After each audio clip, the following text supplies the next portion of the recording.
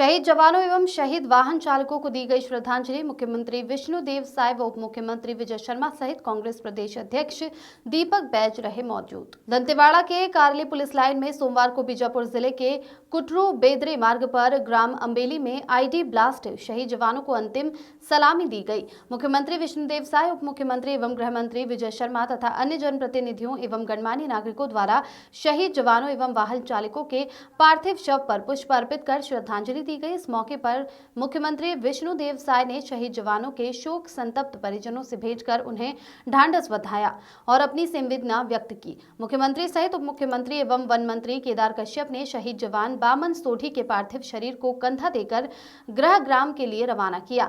साथ ही अन्य शहीद जवानों एवं वाहन चालक के पार्थिव शव को उनके गृह ग्राम रवाना किया गया।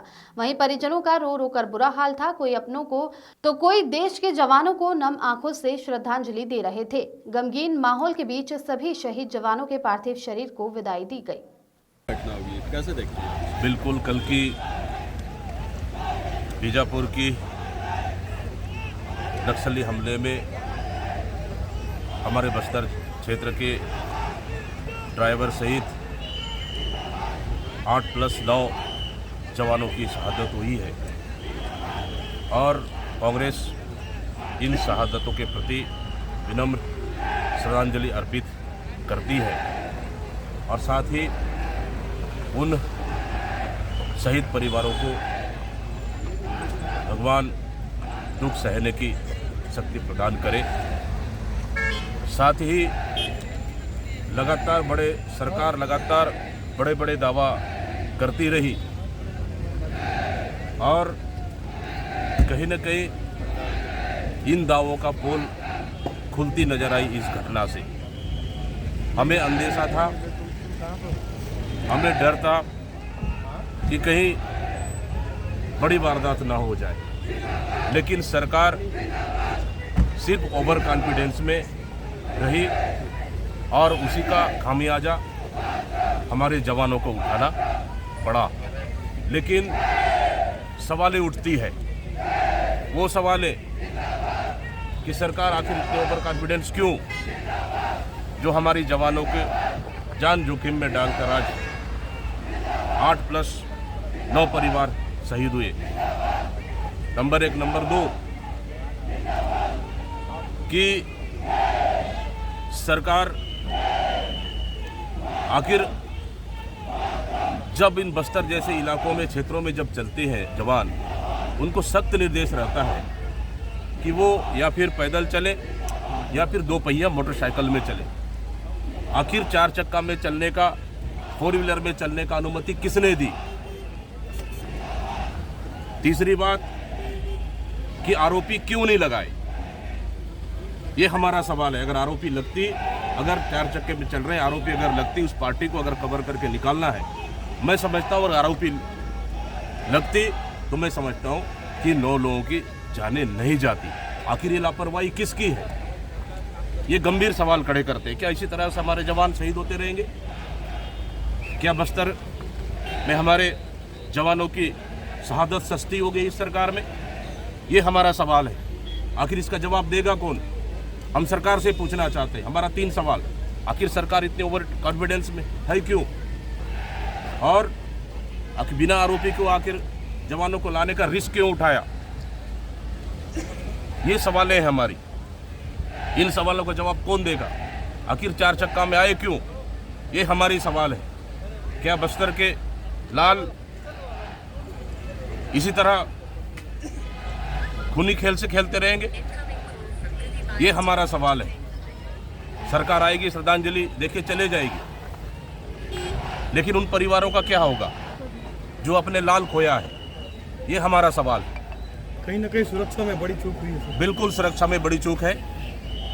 नो डाउट हमारा जवान बहादुरी के साथ लड़ रहे हैं। सलाम है उन जवानों को, उनकी वीरता हमेशा के लिए याद रखा जाएगा, लेकिन उनकी जानों के साथ खेलना सरकार बंद करे। उनकी जान की हिफाजत करना भी सरकार का जवाबदारी है, न कि उनकी जान जोखिम में डालकर सरकार इस तरह की सुरक्षा में चूक करे। इसका जवाबदार कौन है? केंद्रीय मंत्री कहते हैं अप्रैल 2026 तक नक्सलवाद का खात्मा हो जाएगा, क्या लगता है? देखिए, ये तो लोग लगातार 2016, 18, 20, 22, 24 से हम सुनते आ रहे हैं। 26 हम भी चाहते हैं कि यहाँ पे खात्मा हो, लेकिन निर्दोष आदिवासियों को मारकर नहीं और जवानों की जान लापरवाही से जाए, ऐसी शहादत नहीं। तो ये चीज़ को सरकार को ध्यान रखना पड़ेगा, लेकिन मुझे लगता है कहीं न कहीं सुरक्षा में बड़ी चूक है, इसलिए इतनी बड़ी घटना घटी है। सर पूरे प्रदेश में बस्तर से लेकर सरगुजा तक पूरा माहौल एकदम अराजकता का बन गया, कानून व्यवस्था बिल्कुल खराब देखिए है। तो और मुख्यमंत्री, उप मुख्यमंत्री कौन यहाँ सरकार चला रहा है? केंद्र से सरकार चल रही है, क्या है? बिल्कुल, हम इस चीज़ से हम लगातार सरकार से सवाल करते आए हैं कि सरकार कौन चला रहा है। क्या दिल्ली से चल रही है, या नागपुर से चल रही है, या बिहार से चल रही है? सरकार का कोई मुखिया है नहीं, सरकार भगवान भरोसे चल रही है। छत्तीसगढ़ में अराजकता का माहौल है और कानून पूरी तरह से ध्वस्त हो चुकी है। सिर्फ विपक्षी नेताओं को डराने के लिए यहाँ की कानून बनी हुई है, जनता की जान माल की सुरक्षा के लिए नहीं।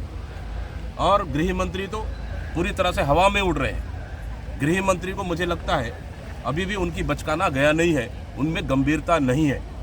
अगर हमारी थोड़ी सी गंभीरता होती, हमारी जवानों की जान बच सकती थी। इसके जिम्मेदार है कौन?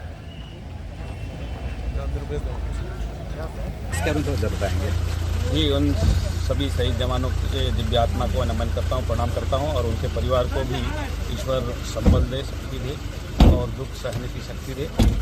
जो कायर नक्सलियों के द्वारा एक दुर्भाग्यजनक कायराना हरकत किया गया है, जिसमें हमारे 8 जवान और एक ड्राइवर शहीद हुए हैं और इस प्रकार से भूखलाहट में और अंतिम सांस ले रहे हैं, क्योंकि हमारा जो लक्ष्य है 2026 तक नक्सल मुक्त करना। और उन लोगों के कारण हमारे बेगुनाह लोगों को लगातार मौत का घाट उतारने का काम कर रहे हैं। जैसे अब देखा होगा बीजापुर क्षेत्र में कई हमारे कार्यकर्ताओं को जिला स्व सहायता समूह महिला तक नहीं छोड़ रहे। इस प्रकार से कायराना हरकत कर रहे हैं। अब इन जवानों का शहादत व्यर्थ नहीं जाएगा और उन लोगों को कहीं ना कहीं अंतिम सांस अभी चल रहा है और इस प्रकार से कायराना हरकत करके दहशत फैलाना चाहते हैं। लेकिन हमारे जवानों का मनोबल बढ़ा हुआ है और हमारे लोग चाहते हैं कि बस्तर में शांति स्थापित हो और इस प्रकार से कायराना हरकत करने से बाज आए। अंतिम हमारा लक्ष्य है, साम दाम दंड नीति अपनाना पड़े तो अपनाएंगे, लेकिन बस्तर में शांति स्थापित। सर एक चीज़ और सर, जो सिविल जो ड्राइवर था उनको क्या नौकरी मिलेगा या क्या मुआवजा मिलेगा? हाँ, अभी उनको भी जो नियम अनुसार जो सहायता है सरकार से मुआवजा भी मिलेगा और उनके परिवार से नौकरी मिलेगा। अभी चर्चा हो चुका है सीएम साहब और हमारे विभाग के द्वारा।